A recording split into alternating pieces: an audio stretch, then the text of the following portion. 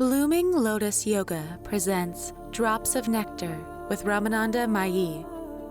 In this podcast, we share the profound wisdom of yoga, tantra, and Vedanta so that you may deepen your understanding of the dharma and live a more fulfilling, awakened, and compassionate life.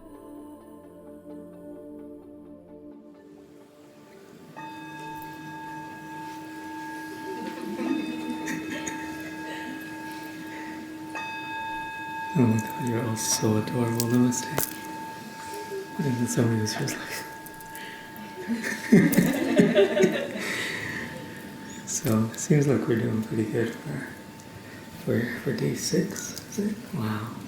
Seems like we've been here for an hour now. Tonight, this will be my last session with you. Tomorrow we'll break our silence after Yoga Nidra. And then the evening we're just going to not do any formal lesson like we're doing right now, and we'll just only meditate in silence. And this will give you a little bit of time just to begin the process of extroversion and just to get to know each other a little better, make some friends, get to know your Sangha, get to meet all these beautiful people that have been just like floating through your reality for the last few days, so it should be quite lovely. If you've never done a silent meditation retreat before, you don't actually know what just happened to you. So as you begin the process of extroversion and you leave this little bubble world that we're in right now, and you engage with the normal world out there, you're going to notice that initially there may be a little bit of shock in terms of just how different the paradigm you're living in is compared to the paradigm of most other human beings that are just in a totally distracted, way of life. They're just living through the senses and not really as calm or as clear or slow, as peaceful as you are. So you have to take the process very slowly. So what we recommend is definitely tomorrow, allow yourself to begin the process of extroversion. You've been holding all your energy in for so long, and that's been very beneficial. But after we begin the process of kind of coming out of this bubble of ours, we're going to develop some compassion techniques, just practicing basic loving kindness type of techniques, and you'll find that these really open the heart and shift the mindset a little bit, so that as you begin to express in a more normal way, that all of these beautiful, expressions of your divine nature will begin to become more apparent, and you'll begin to see just how beautiful you really are and how beautiful you can really express in the world. And that is very, very helpful to do in the company of somebody who also feels the same. Yeah. When we try to mix and match a little bit, and we take kind of this bhava, this mood that we're in, this kind of deep state that we're in, and then we introduce that to the rest of the world that's a little bit more on the superficial level, sometimes there can be just a little bit of friction. Initially, depending on the level of compassion that you've developed, this contact with the normal world can be a little bit shocking and a little bit sudden, and a little bit the fact that people really live in these ways that are just not so healthy, not really benefiting themselves, not really being of much benefit to others. And outside in the world, people are smoking and they're drinking and they're cheating each other, and the taxi drivers are trying to hustle people for money, and this going on and that's going on. And when you come out of this state of just inner purity and you come into contact with that, it can be a little bit jarring. So generally we tell you the next 2 days after you leave here, if you can and you have the luxury, go slow. Right? If you have to get on an airplane, that's different. You're just gonna have to just throw yourself into the fire and be in that fire for a little bit. But if you do have the luxury just to take things slow, definitely highly recommended that you just find a nice little bungalow somewhere, whatever you like to stay in, and then just spend time definitely engaging in the world, going here, going there, but make sure you give yourself just a little bit of downtime every day.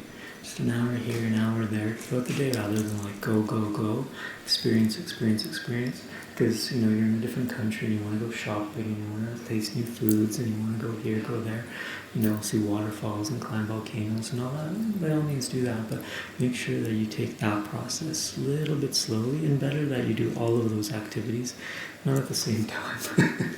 Because you've been kind of holding it all in, and you have these desires that are building up, right? So the mind is going to want to have all of them as soon as possible. So just give them a little bit of space, give yourself a little bit of space, and just create some gaps in the day where, if nothing else, you do some yoga nidra. If nothing else, you sit down and you meditate for 15, 20 minutes. Obviously, if you can, longer is much better. But whatever your capacity is. Some of you have been here for nearly 40 days. And this is very, very phenomenal, particularly if you're a beginner. Very rare for a beginner to be able to sustain 40 days of such intense yogic lifestyle. So just go really, really slow. Just take good care of yourself, and then this will pay off tremendously. Then the energy that you've accumulated won't dissipate so fast. It'll just kind of dissipate a little bit more gradually, and this won't be so startling to the experience of coming back into the normal world. So there was a question somebody had, I think earlier today, and somebody was asking a question about how to really work with this thing we call the drishti. Drishti means like an inner gaze, like taking the mind's eye and directing it somewhere. When you normally just close the eyes and you cut off the sense of sight, there's still some vision is there. There's still like some blank, dark kind of space that you exist in. The process of drishti is taking that attention of the mind's eye and then directing it somewhere, localized, typically within the body-mind. Often the third eye is used, and we just ask people to maintain your awareness in this area in between the eyebrows, or if you prefer, in the center of the chest. Now, for some people this is very straightforward and very easy. For some people it can be a little bit more challenging because they try to do it, but it's hard necessarily to sustain the awareness there because the awareness wants to dissipate sometimes. And it's fine, actually, to meditate without a drishti if you feel like, particularly if you're using formless meditation. So if you're doing like self-inquiry and things like this, trying to hold the awareness and direct awareness isn't usually as beneficial as allowing awareness just to do itself and to go wherever it wants to, and you just to be aware that awareness is free. When your awareness is free, this is better in the path of self-inquiry, and we do wisdom-based practices. However, if we are working on the level of Ashtanga Yoga, building concentration and working towards these meditative absorptions, it becomes very helpful to keep a drishti, keep your gaze focused inwardly in one location within the body, and then to also add the adjunct of your meditation object, like your breath. So either your awareness is, let's say, in the third eye, and you're watching the breath here, and you're feeling the flow of inhale through the body, or you're feeling the subtle flow of prana, and you're kind of just keeping all of your attention in this area. Or, alternately, you're watching the breath, and you're keeping your awareness in the center of the chest. It's as simple as it gets. If your meditation object is mantra, then the same thing. You just keep your attention here. You always work on establishing the drishti first. It doesn't take more than like 5 to 10 seconds. Just begin to hold or direct the awareness here. Let it just temporarily stabilize, just for a little bit, and then begin, focusing on the breath or focusing on a mantra or any other technique that you're using, or alternately inside the heart. Now, whenever the gaze wanders and you kind of feel like you've kind of lost focus, then again, just like all meditation techniques, you rinse and repeat. You start the process all over again, just as if you were just to start again. And even if this starting is like only 5 seconds later, you bring the awareness once more to the third eye, you bring awareness once more to the mantra, for example, and you hold both simultaneously. You're keeping the attention here, and you're also keeping the mantra chanting going on. And then once the mantra stops, and you're just focusing on the silence, you're focusing on the silence but also keeping the gaze in this area. So hopefully that was clear. If you're watching the breath, then the breath is constantly ongoing. So because the breath is constantly ongoing, you're going to not need to alternate between like mantra chanting and silence, right? The breath is just kind of always ongoing, and then the attention will always stay here. There'll be times when the gaze wanders, and then you bring the gaze back. There'll be times when the gaze is there, but the awareness of the awareness of the breath is gone, and then you bring the breath back. Typically, they tend to disperse together. So you'll lose the gaze and you lose the breath kind of simultaneously. And that's totally fine, absolutely natural. And the moment you become aware that you're kind of in this distracted, mindless, absent-minded kind of state, never take that to be an obstacle in your practice. The very fact that you've now become aware, that's the key. So losing awareness and then recalling awareness, that is very, very, very beneficial. So the very fact that you become aware and you've been able to redirect awareness to the object of concentration is a very positive sign of progress. Strangely enough, most of us think it's not a sign of progress. I'm so distracted. If you're so distracted for like 5 minutes, 10 minutes, 15 minutes before you remember, then we need to work a little bit more with pranayama, typically. More pranayama. And if you find that you're distracted for like 20 minutes, 30 minutes, before you go, oh wow, I'm just supposed to be watching the breath here or watching the breath there, then typically, rather than going back to the breath, like natural breath, better you come back to pranayama. You kind of go back a step. You spend 5 minutes with Ujjayi pranayama. If you're really distracted, also start the entire sequence of alternate nostril breathing and then go back. That kind of boost of pranayama will help concentrate you and will make the gaps between mindfulness of the object and mindlessness, forgetfulness of the object of meditation, less lengthy. Yeah? If you're just kind of watching the breath and you lose the breath and that loss is recognized within like 20 or 30 seconds, that's wonderful. You're making very good progress.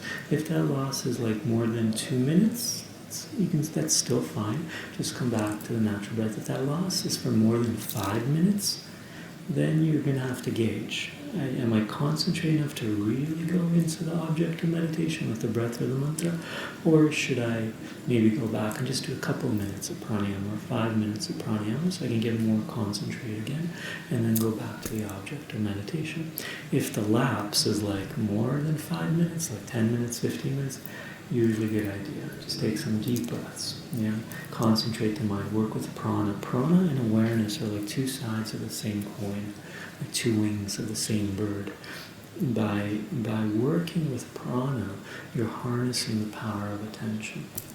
And this is the principle of Ashtanga Yoga.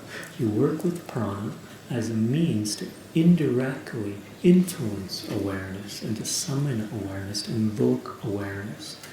Whereas in the wisdom path, jnana yoga path, you work with wisdom directly without trying to control, without trying to modify the prana, the soul energy in any way whatsoever. And you'll notice as a byproduct of working with awareness, the prana will become stable, will become quiet, it'll become very motionless automatically without you needing to try to restrain it. Yeah. So these are two different kinds of approaches to meditation. One is like manipulating and changing the breath, changing the energy, restricting, restraining, in order to invoke awareness indirectly, and then the other is to directly harness the power of awareness and then let the prana do whatever the prana wants to do and not try to restrict it or contain it in any way. Just let it run freely, let it move of its own accord, and simply draw awareness to wherever the prana wants to go, wherever the attention wants to go.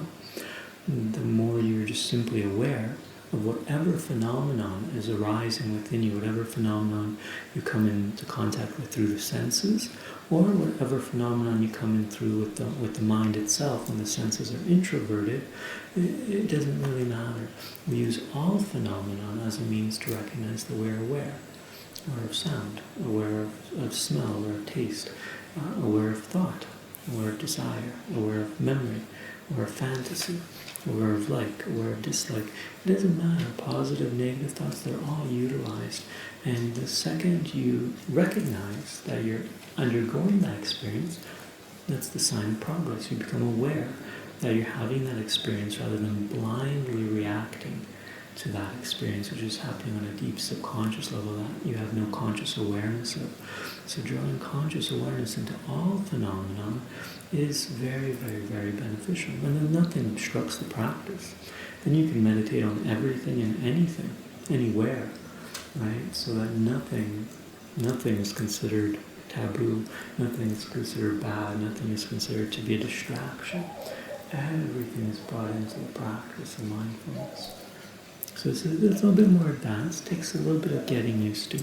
Usually we need to go through the Ashtanga model, like this gradual purification model of the mind, and then after some time we get used to this more formless, abstract kind of way of meditating without meditating.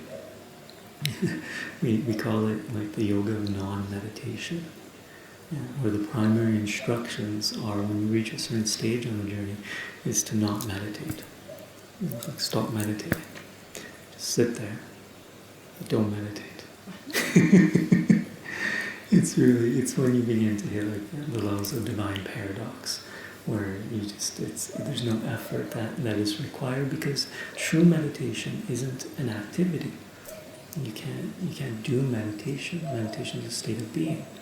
So any effort is doing, and every effort is contrary to real meditation. But to be prepared for that, we need to develop concentration. So that's why in Sri Vidya we have many approaches.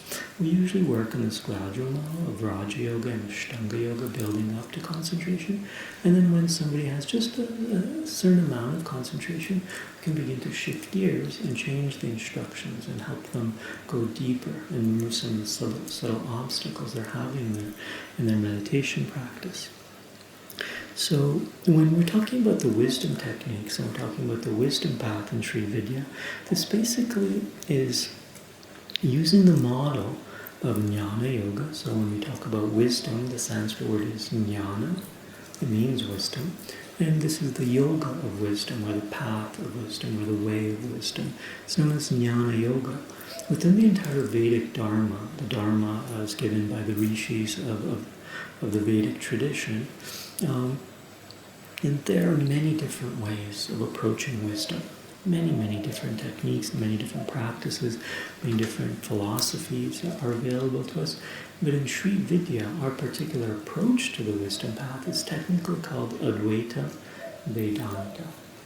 Many different kinds of Vedanta exist. You may have heard of this word. There's dualistic forms of Vedanta. There's non-dual forms of Vedanta. There's things that are mixed, a little bit non-dual, a little bit dual. And our school is non-dual. We follow the Advaita Vedanta system, and this is our flavor, our philosophical base for our wisdom practices. And those wisdom practices are under the larger umbrella of Jnana Yoga.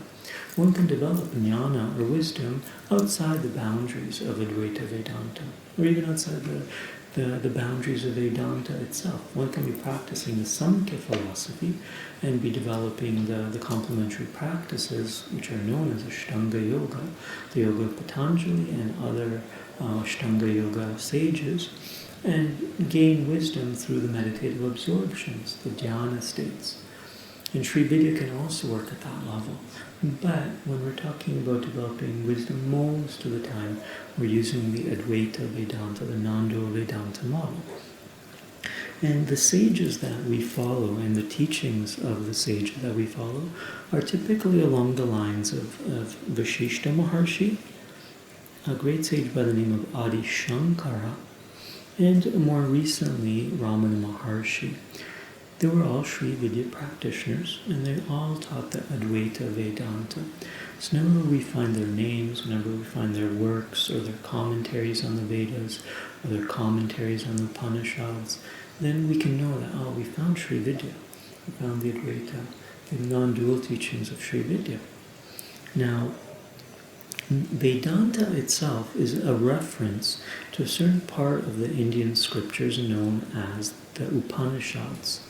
Each Veda has 4 different parts. There's 4 Vedas, and each Veda has 4 different parts. They have a part that's associated with the invocation of celestial beings that are known as devas, light beings.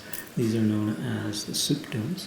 Then they have a process whereby they can learn how to invoke the devas using ritual and ceremony and things of this manner. These are known as brahmanas. And then each Veda also has a teachings called aranyakas, which are like, they call them forest. Aranyaka means forest, and aranyaka means like teachings for those that live in the forest. It's kind of like a reference to people that are more like living a life of retreat and practicing more deeper yoga and contemplation. So the Aranyakas have a wide variety of subject matter. They're teaching more deeper spiritual matters of yoga and inner liberation. And then each of the 4 Vedas has a final portion, which is called the end of that Veda, the Veda Anta. Anta means the end. So the end of each of the 4 Vedas is called the Veda Anta, the Vedanta. And the end portions are called the Upanishads. So the word Upanishad equals Vedanta. They're synonyms. You can't talk about the end of the Vedas without referencing directly the Upanishads. So when we study the Upanishads, we're studying Vedanta. When we're studying Vedanta, we're studying the teachings of the Upanishads. You can't ever separate those two things. That's just how it works. There's many different ways of interpreting the Upanishads, aka ways of interpreting the Vedanta. One of them is using this non-dual methodology of Vishishta, of Adi Shankara, of Ramana Maharshi, and other great sages, many other great sages. Classically, we have 108 different Upanishads that we can study. There's a very, very vast study of 108 Upanishads, and very, very few people on planet Earth have ever studied all 108 Upanishads, because it's not necessary to study all of them. That study is usually reserved for like scholars or swamis or people that are a little bit more scholastic, academic, and they want to know like the deep philosophy of the Vedas. But typically as sadhaks, so just people that are practicing yoga and meditation and aren't so interested in the philosophy and just want the practical benefits to begin to manifest in our lives, we don't need to study Vedanta. But if we do, typically 1 or 2 Upanishads will suffice. We don't need to learn all of them. And out of all the Upanishads I've ever looked at, I haven't looked at all 108, but I've looked at enough, and they're difficult. Very, very not easy. They're coming from like thousands of years ago, so the language pattern is very, very hard to understand, and they're often encoded. It's not like they're clear. It's not like reading a book where it's like sentences. They're all in sutra format, and even when you can understand the meaning of the words, it's encoded. It's secret. So you have to like know this mystical code of like these scrambling that was like passwords, like hacking into the brain of a rishi and trying to figure out what are you talking about, So it's very, very difficult, and very few people know how to do that, right? It's very, very difficult to decode the Vedas, and it's not really something that's documented, and it's not something that's really like taught, even through oral tradition. The only way that happens is actually mystically. When you enter into these dhyana states and samadhi states even, something happens inside the brain. You have access to divine knowledge. So when you then pick up the Upanishads, it's possible to understand their deep meaning and their encoded secret message without anybody explaining it to you. But that state of higher consciousness is the prerequisite. So it cracks the password, essentially, to give you access to them. Most Upanishads tend to be like this. Very few teachers that even teach the Upanishads know the real secrets of Upanishads. They only understand them from a surface level. There's many different layers of each Upanishad. Now, even though it might sound a little bit overwhelming, the good news is I found a few Upanishads that are quite clear and quite concise and aren't really very deeply encoded. Most of their message is very transparent, and it's not so secret. If you just kind of have a few basic tools at your disposal, you can basically understand the deep meaning that's there, as well as the practical technique that they're outlining to have the realization of the non-dual. of what they call Brahman, which is the absolute reality, which is the subject matter of the Vedas and the subject matter of the Upanishads. So what I'd like to introduce you today is one particular Upanishad. It's known as the Amritabindu Upanishad. Very short Upanishad, only 22 verses. And I have a feeling that if we discuss it, in brief, you'll begin to get a flavor of the Upanishads, maybe begin to develop a love for this kind of thing. And if nothing else, you'll learn something on your yogic journey. That's very rare. Rare to sit down with somebody and have somebody talk about Upanishads and help you understand what's inside them. Something every yogi should get to enjoy as much as possible. So I'd like to share this with you. And then we'll see if we can even use the message there and see if in any way it corresponds to our own practices and our own meditation as we've been experiencing the last few days, and see if it sheds light and helps us understand how to meditate more clearly. So let's begin. The Upanishad starts in a dualistic tone. So it's going to take the position that you are feeling that you are a limited being and living in an objective universe with all these different objects and people and places and events that you feel to be distinct and separate from, and you are in some way suffering because of this illusion, and you're looking for a remedy to your deluded state, and you're seeking clarity, you're seeking wisdom. And with that dualistic base, it gradually progresses us and tries to help us understand the non-dual, helps us understand that we actually aren't this limited mortal being that we believe ourselves to be, undergoing the experience of change and undergoing the experience of samsara, of suffering, but we're actually already in nirvana, and that we're actually already free. We just need to have a shift of perspective, as it were. So the Amritabindu Upanishad, Amrita means nectar, and Bindu means like a point of nectar. This is in reference to the center point of the Sri Yantra. This mystical diagram has a center known as the Bindu.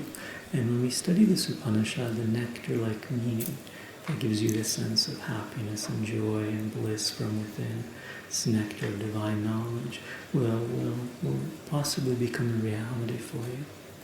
So it begins by saying that the mind is of two kinds. We have the pure mind, and then we have the impure mind. The impure mind is that which is possessed of attachment, and the pure mind is that which is free from desires. So it's a very, very common message we find in Eastern philosophy, and you may have heard it a million times before, but in the last few days of meditation, I feel like many of you are beginning to understand that when the mind is just so deeply attached to the objects of the world, and doesn't value stillness, doesn't value silence, doesn't value meditation, in the inner life, you're prone to more negative thoughts. Negative emotions proliferate in that distracted state of sensory, overwhelm, where you're constantly seeking happiness from the objects of the world, from the people, the places, the events of the world. And when you drop some of that, and you begin to look inside, and you begin to maintain awareness inside for some length of time, the mind undergoes this purification. And the pure aspect of the mind begins to reveal itself to you.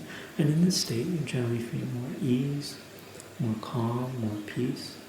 So this is an experience I think many of you are now familiar with, what the impure mind looks like and what the pure mind can look like. A mind that is possessed of heavy attachments, and the mind that is more free from these heavy attachments, has less desires, is more just content to just be as it is in the present moment without feeling this yearning, this need for satisfaction from the outside in, and is realizing that this happiness is innate, it's a natural phenomenon, it's a natural expression of the pure mind. So this is the beginning. And the second verse says, "It is indeed the mind that is the cause of bondage and the cause of liberation. The mind that is attached to the outer objects leads itself to bondage, while non-attachment to the objects of the senses leads it to liberation." This is very straightforward here. So liberation, moksha, nirvana, as well as its counterpart, bondage, dukkha, sorrow, suffering, what we call samsara, they're both inside the mind. All matters on how you see the world. and how you see yourself. It's said here that the mind that does not know what it is, does not know its natural pristine state of just pure being, and is attached to the outer objects of the world, leads itself into bondage, leads itself into misery, leads itself to getting caught in the cycles of change and beginning to value those things that are unreal, that are transitory and permanent, and somehow we get this distorted view that they somehow are permanent and they're enduring, and that by having them I can find lasting fulfillment and lasting happiness. But nature is not such, because nothing in the objective reality ever stays the same for long. It's always changing, has no capacity to give you lasting fulfillment. While understanding this clearly and not having any clinging, not having any need to feel happiness from the outside in, from the objects of the senses, helps you realize that your natural state is self-liberated. And when you stop seeking happiness and you just see what you already have, rather than yearning constantly for that which you don't have, that which you feel like you are missing, see what it feels like to see what you actually do have. So just come back to the present moment and see what's already here.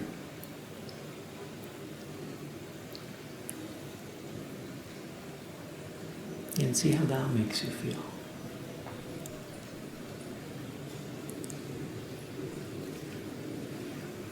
This great relief is here.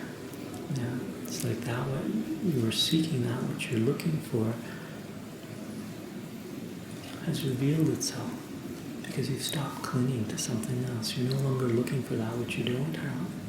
Then you're coming into acceptance that what I do have is completely natural to me, just simply being here as I am. It's enough. And there's nothing more that is really necessary. There's nothing more that you can have that will give you more fulfillment or more happiness or more joy or more bliss than what is already natural to you, what's already innate within you.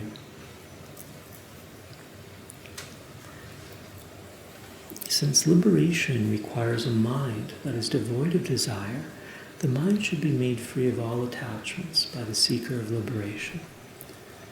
So this is again another normal teaching that we hear in most dualistic teachings, that it's really the mind, right? And we need to be able to direct the mind and restrict the mind and make it free of attachments. Now, easier said than done.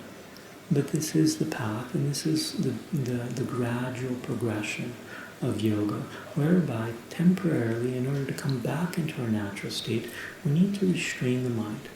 This kind of restraint you don't need to try to think of as like something you need to do all the time. It's just something, just a little bit of effort towards, just a little bit of exertion to restrain the mind from its outward going tendencies into the sensory phenomenon of the world. If you just restrain it for just a little bit, that's enough to have your awareness return back to its natural state. And then once in this natural state, effort is not necessary. The effort to restrain the mind isn't really necessary. The effort to maintain awareness, that's one way we can talk about it, but the effort to restrain the mind and to prevent desires from arising isn't necessary. And if you try to make that happen, you're going to be creating friction inside yourself. All we need to do is restrain the mind just for a little bit until we can come back into the present moment and see what is always here, just pure awareness. And then let go of trying to hold on. Let go of trying to control the mind. And just simply stay aware. Stay mindful. No matter what the mindfulness is of, irrelevant. Use everything that awareness comes into contact with as a base for which you can recognize that I'm aware, and simultaneously develop equanimity, detachment. Become aware that you're aware of that object, but no need to cling to it, no need to hold on to it. That's optional. And the more you cling, the more you hold on, the more you'll see that the happiness that you're feeling begins to dissipate. So the longer you can stay in your natural state,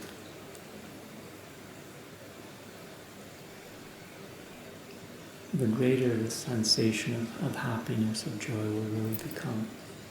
No need to try to cling to anything, and no need to try to restrain the mind from touching all sorts of objects of the world, sensory phenomena, as well as things that may be occurring through the inner landscape, like your thoughts, your emotions. Don't try to resist them, don't try to restrain them. Simply, whenever the mind touches them, just go, I'm aware. Without words, without needing to say the words. Just recognize. When the mind, with its attachments for objects, is firmly made to be attentive within the heart, it realizes its own essence, and thus the natural state is realized. So here they're giving the first technique. The first a little bit of philosophy was there about how to work with the mind. Now they're talking about technique. Making the mind firm inside the heart, firmly attentive within the sacred space of the heart. So this doesn't need to be just here. It can be almost anywhere. In this case, they're using the heart. So this is what I was talking about earlier about this drishti.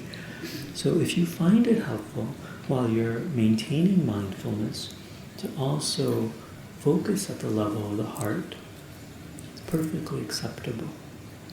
And if you find it helpful that when you're slightly distracted, slightly absent-minded, slightly forgetful of your natural state, sometimes just becoming aware of the sensations within the area of the heart, center of the chest, are a trigger. And they're a way of coming back into a state of mindfulness. And if you allow the mind to drop into the heart, you begin to have this taste of the essence of being. This isn't an exercise that's done outside, the context of being present. So you can't do this in the past, and you can't try to imagine what this will be like when you do it later. You actually have to take what is being taught and apply it to yourself right now. See what happens when I drop my mind into the heart. And see what that feels like.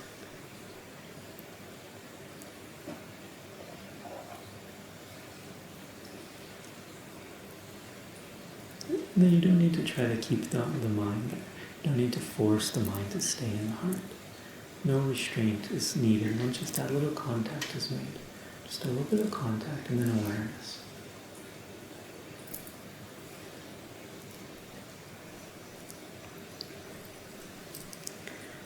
Now for a yogi, the mind and the prana should only be controlled to the extent to which they become merged in the heart. This is realization and true meditation. All else is said to be full of concepts and ideas. So the mind and the prana. This effort to come back to the natural state is not a very, very prolonged effort. It doesn't take a lot of time. You should only try to restrain the mind and to restrain the breath if you need to, if you're working with the breath as a way to develop mindfulness, only to a small degree. Only to the point where they bring the awareness back into the present moment. Second, you're in the present moment. There's no need to try to control anymore. No need to try to exert your will anymore. The entire rest of the practice of meditation is about letting go.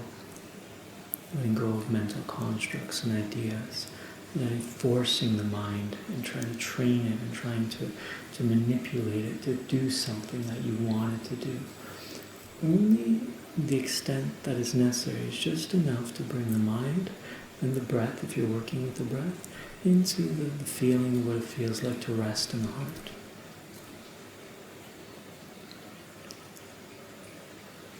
Once awareness is at rest in the heart, then let it rest. Don't try to control it in any way. Just let it be free. Let awareness be free. Don't try to channel it. Don't try to concentrate. Don't try to hold on. See what it's like just to completely let go. So we're only exercising the power of concentration, the power of focusing our mind, focusing our breath, only to this extent that everything just drops into the heart. Once awareness is in the heart, no need to work with the mind, no need to work with the breath, no need to try to control. Just simply be as you are.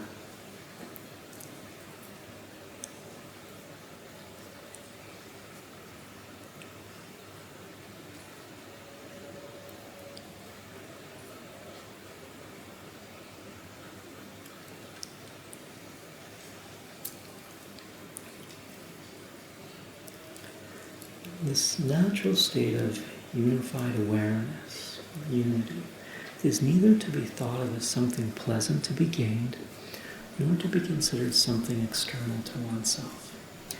It is to be regarded as the essence of one's own self, eternally self-aware and full of bliss.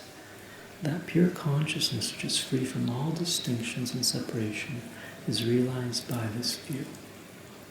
So now they're helping us establish what the Buddha called the right view. What is this right view on reality? So this happiness that you're seeking, which we call its natural state of unity, or being in your natural state, or being united with the divine, whatever way we think of it, it's not something that you can gain, and not something that is some blissful experience that you'll get sometime in the distant future. Yeah, the natural state of unity, the very meaning of the word yoga, to be in a state of union, is something that you are actually experiencing all the time. You're just simply not aware of it. So we need to create this shift in attitude, this shift in perception, and begin to help you see that what you're looking for, you already have. But this enlightenment is not an attainment. It's not something you can get in any way, but it is something that is an ever-present, enduring reality within yourself. And it has never been different from you. You have never been separate from it because of the essence of what you actually are. That which you call the self is nothing but awareness, nothing but consciousness. And to become aware that you are consciousness, that's enough. Just maintain your awareness as consciousness. Not conscious of this or conscious of that, but just pure consciousness. Simply witnessing, moment after moment after moment, maintaining presence of mind.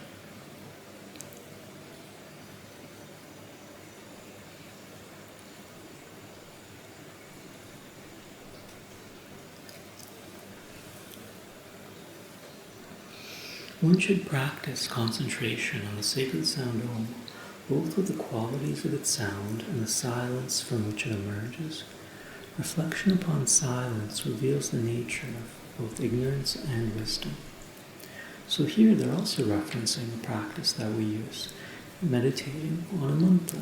You can take any mantra you like, the same principle will apply, but if you just simply choose the mantra Om, then this is a passage that helps us understand how to work with that. So if you choose meditation when you're sitting for your daily meditation practice and you're just needing to focus and concentrate the mind and you choose to use a mantra, you can just simply chant the sound Om, externally if you like, but better is internally. And you chant it a number of times, and then once you've finished the chanting, you listen to the silence that follows. And by listening to silence, it's want to draw your awareness back into your natural state. Because the natural state is silent. Its fundamental quality is silence. We don't need to seek out silence, but silence is just the natural unfoldment of being present.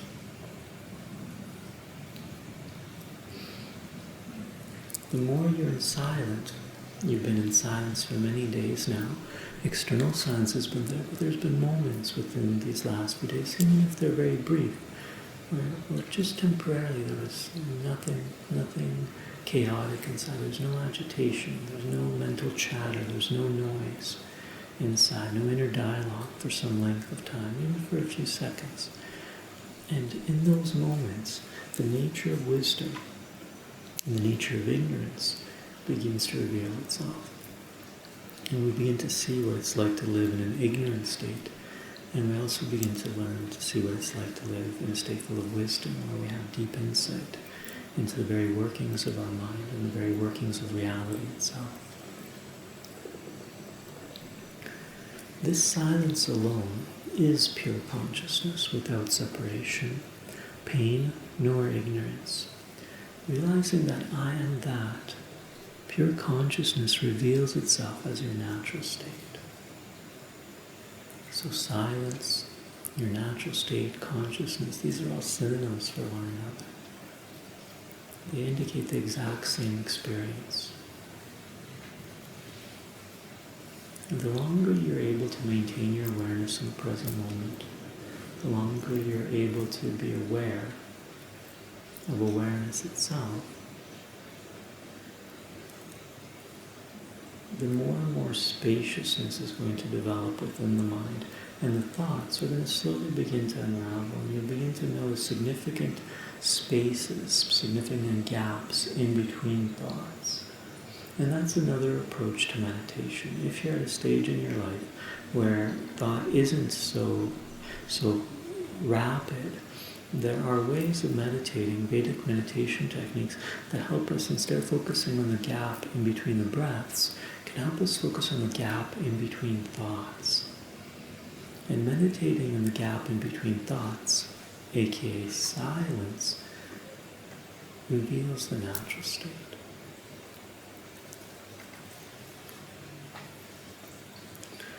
This natural state is without doubt. It's free of concepts and ideas, beyond thought, beyond emotion. It is causeless. It purely exists. Knowing it, the wise one is set free. So within it, all mental activity is allowed to continue, but there are definitely significant moments of mindfulness where simply the mental chatter has temporarily subsided.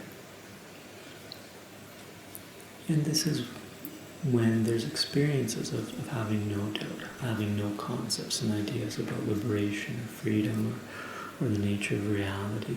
It's beyond thoughts, beyond emotions. Now, within the natural state, it's not like these things don't occur. It is simply the identification with them is not so strong. So when thoughts do arise, they're just simply not held on to for any real length of time. They're just used as a base for further insight. They're used as a base for further awareness. So whatever is happening to you at any given moment, while practicing mindfulness, presence of mind, moment-to-moment awareness, whatever arises, whether it be thoughts or ideas or concepts, anything that arises, you use that to recognize that I am aware. And you don't cling. Thoughts and ideas are allowed to be here. It's the clinging, it's the holding, it's the lack of detachment that generates and perpetuates the samsara and perpetuates this unnatural mode of interacting with reality. So we want to begin to let go of all that. And as soon as you use any method, dropping into the heart, chanting the sound Om, restraining the mind temporarily, restraining the prana temporarily by focusing on the breath, using any of those tools as an adjunct to mindfulness, then know that once you've kind of come back into your natural state, that this state itself is uncaused.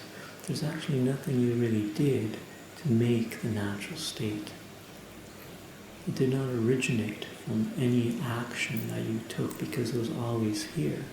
So it's said to be causeless, said to be unborn, ajata, has no origin because it was never created and it will never dissolve, it will never end. It's beyond the confines of time, it's beyond the confines of space, it's beyond the confines of causality, beyond the confines of karma. And karma is known as cause and effect. But this natural, pure awareness that is of the nature of the essence of what you are is causeless. And for this, they mention this. It purely exists, it always has, and always will. By knowing it, by knowing awareness, the wise one is set free.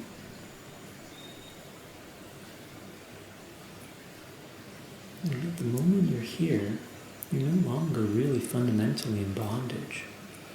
You're not really fundamentally suffering in any real way.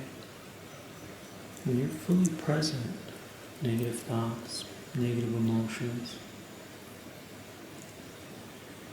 aren't natural to you. And because of the absence of negative thought, negative emotion, the bondage, the sorrow, the suffering born of negativity is not to be experienced. When you're present, you're free. When you're distracted, you're stuck.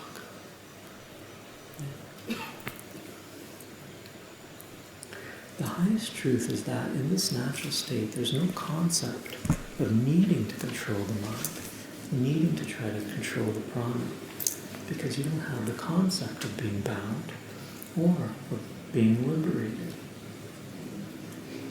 You just simply are, and it simply is. Right? When you're just here, you're free. You're spontaneous.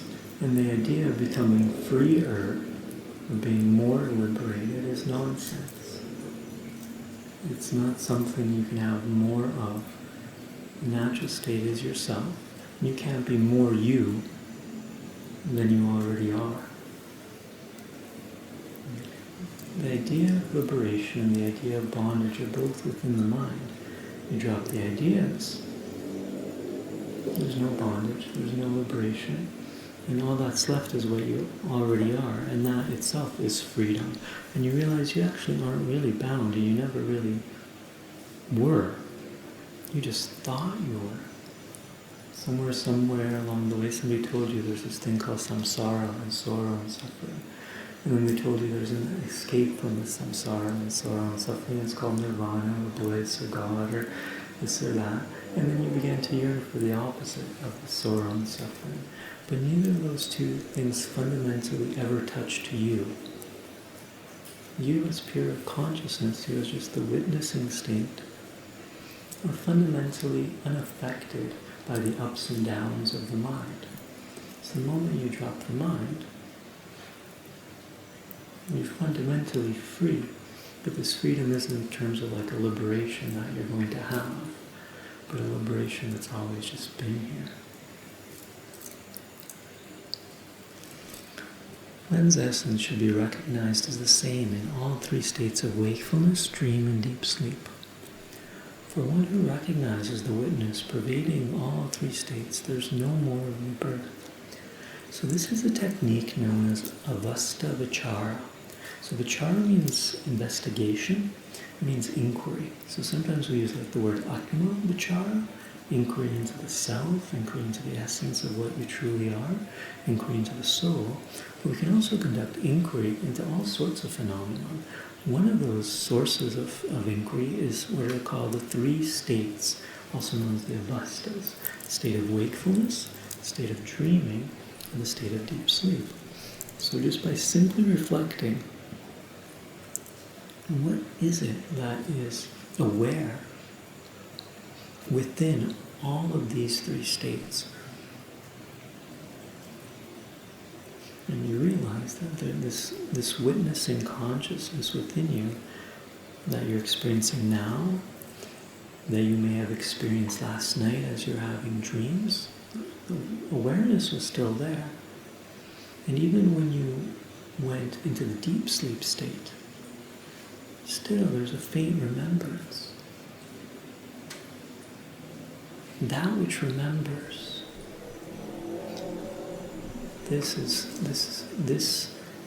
awareness itself. This is pure consciousness. This is what we call the Atma.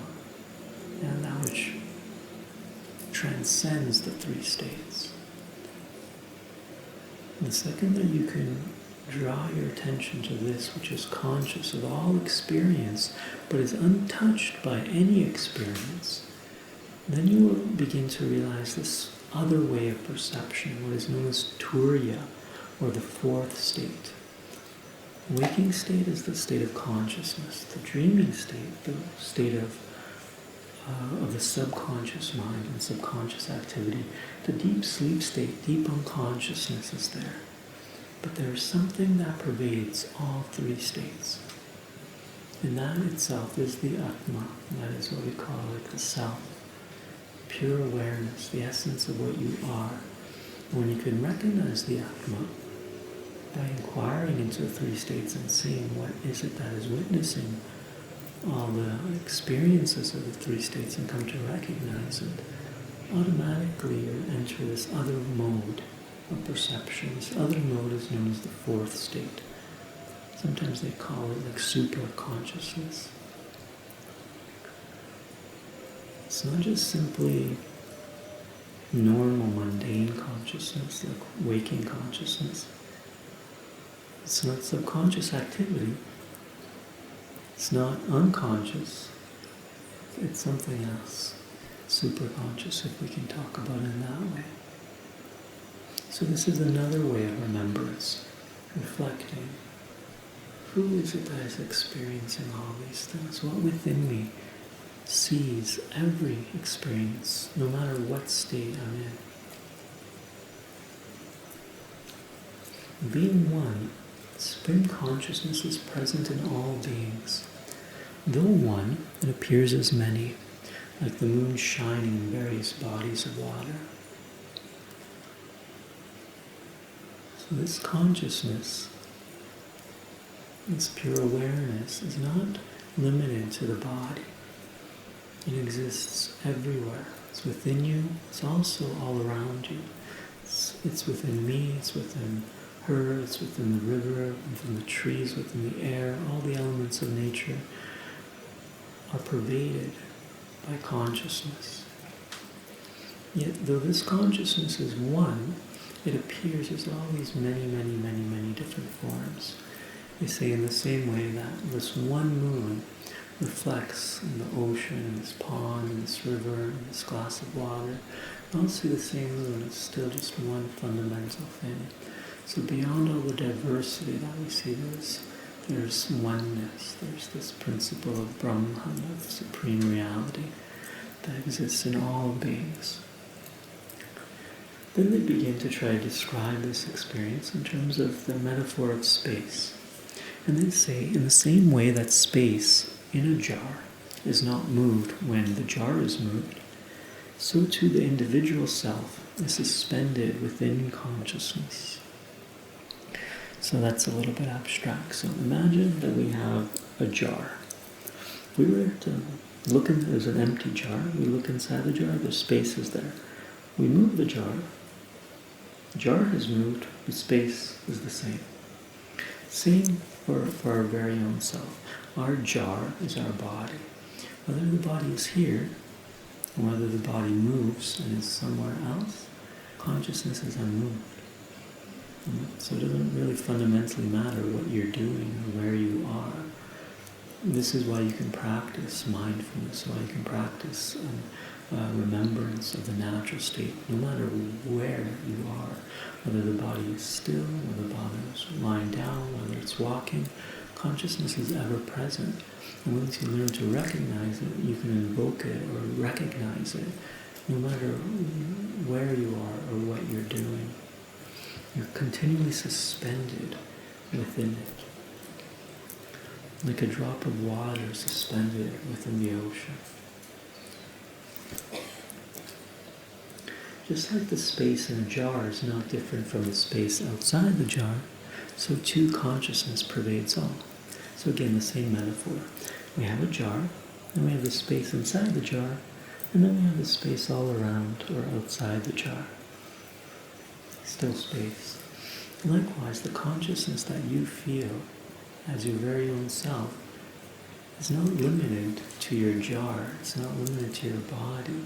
It's the same consciousness that's inside me, it's what's inside her, within the trees, within the air, within the birds, within the honking horns, within the chainsaws, within everything.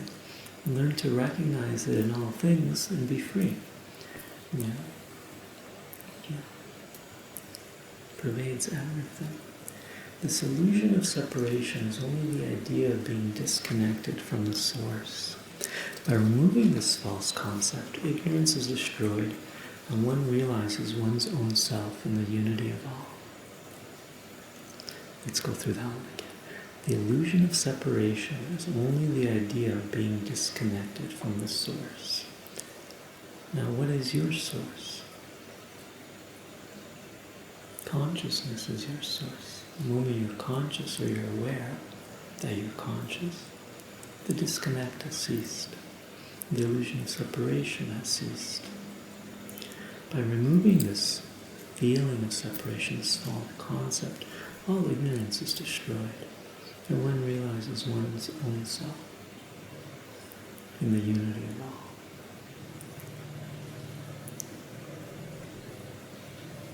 And then I believe this is the final line of Amritabindu. Oh no, it's not. I'm close. The sacred sound Om originates in the original silence. When all other thoughts resolve into the silence, only consciousness remains. The wise one should meditate upon pure consciousness if she desires liberation. So this one is very self-explanatory. Sacred sound Om originates in silence. When all thoughts resolve into the silence, only consciousness will remain. The wise one should then meditate only upon pure consciousness if she wishes liberation, she wishes to be free. So see what it feels like to meditate upon just pure consciousness.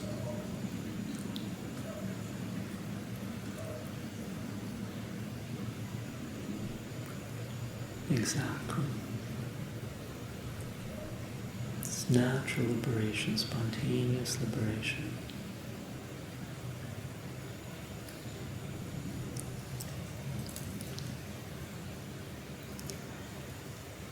Two kinds of knowledge should be acquired. First, the indirect knowledge of the concepts regarding consciousness. And then second, the direct experiential knowledge of consciousness itself. Having mastered the conceptual knowledge, the direct experience of consciousness remains. So this is one way of helping us understand the path. First, we need to learn a little bit about Vedanta. We need to get some basic understanding, some of the basic ideas, basic concepts, basic ways of practicing, and even master that intellectual understanding of the path so we're clear what the dharma is. But once the instructions are clear to us, we need to apply them.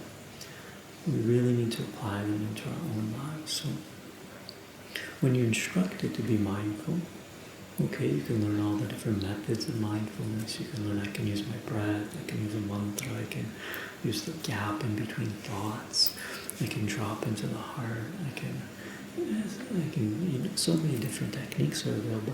But so long as one does not apply them in the present moment to liberate themselves from the illusion and the ignorance of samsara, then this remains. That practical application needs to be emphasized.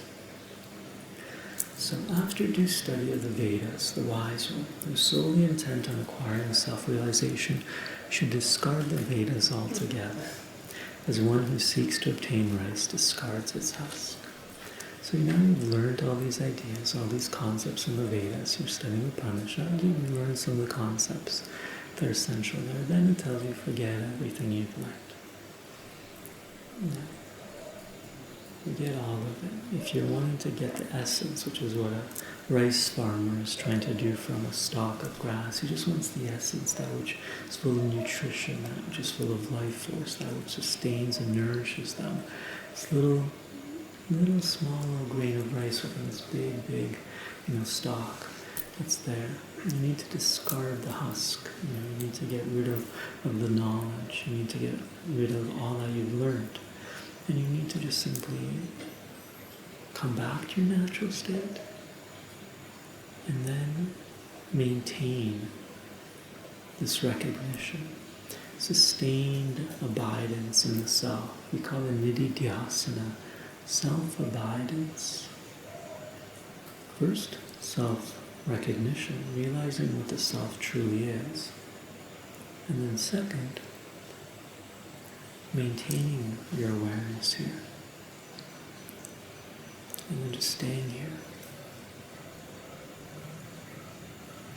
And letting this experience become more and more familiar. And letting this experience expand itself.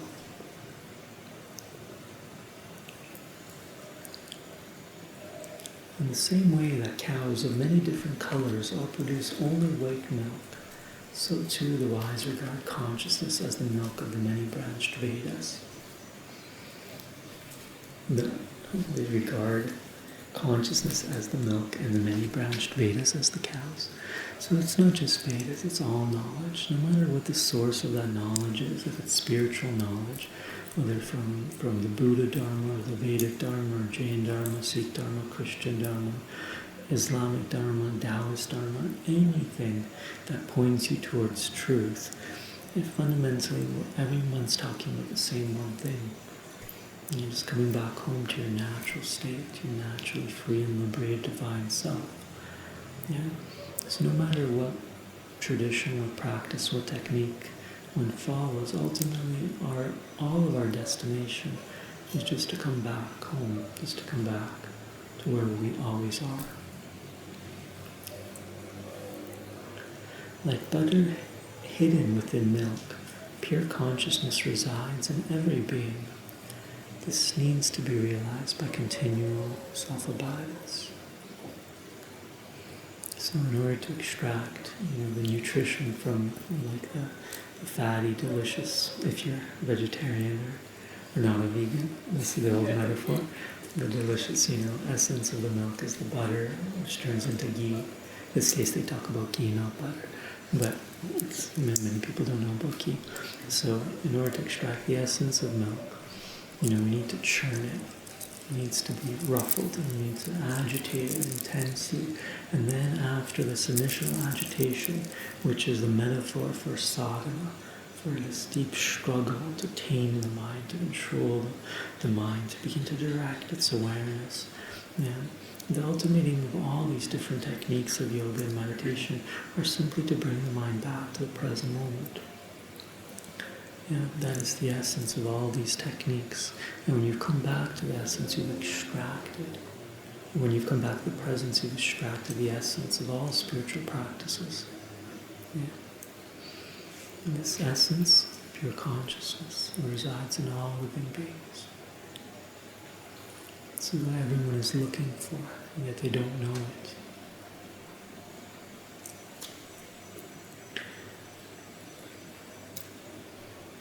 Through continual self-abidance, maintaining awareness of the present moment for longer periods of time, this consciousness will grow. Your recognition of it, your insight into it will become deeper and deeper, more and more profound. Taking hold of the sacred wisdom, the wise one, through continual self-abidance, will burn through all illusions and realize the supreme consciousness itself. The wise will have the direct experience that I am everything. And so in the wisdom path, no effort is to be made towards achieving samadhi. only effort, if you need to make effort, is to maintain awareness of the present moment and maintain awareness from moment to moment. Yearning for samadhi, yearning for the supreme, the supreme experience of, merging into the absolute is going to hold you back. All that needs to be cultivated, if you're going to feel like the need to do something on the wisdom path, is to maintain awareness of the self and abide in the self, moment after moment after moment. And if you just simply practice this, just being yourself, and just being here with yourself as you are, not needing to be any way different than what you actually are, and not wanting to experience anything else other than what you're experiencing right now, eventually the state of samadhi will dawn upon you without any effort of your own side to attain or achieve samadhi. And that samadhi experience will give you this feeling of the complete interconnectedness of all of life. Now you will not feel like a separate part of it or an isolated center of consciousness within this larger whole. You'll feel like you're within the entire whole. You'll feel connected to every single particle of creation. And then the final line of Amritabindu Upanishad, that in whom reside all beings, and who resides in all beings, is the giver of grace to all, the supreme soul of the universe, the limitless being. I am that.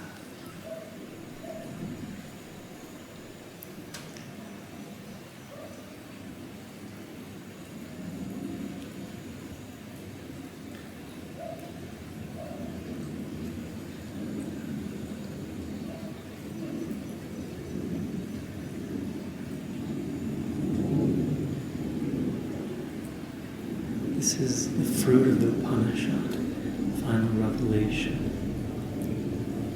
It's worth memorizing. Occasionally recalling this when you feel lost as a tool of self-remembrance is very, very beneficial.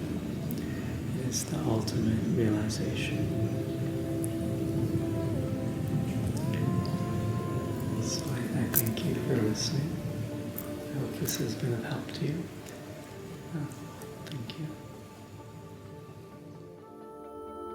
Thank you for listening to this episode, and we invite you to visit www.blooming-lotus-yoga.com/drops of nectar to learn more through Ramananda's books, articles, online courses, or by attending retreats. May you be happy, peaceful, and free.